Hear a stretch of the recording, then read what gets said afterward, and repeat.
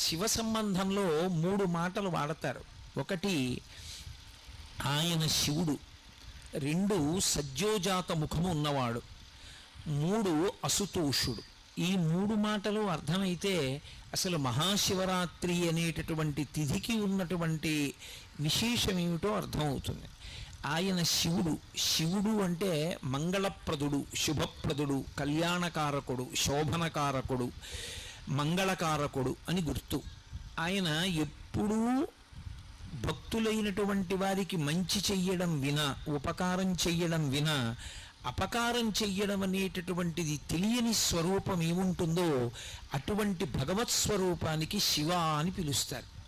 అందుకే అసలు శివుడు ఎన్నడూ ఇబ్బంది పెట్టడం అనేటటువంటి మాట లోకంలో ఉండదు.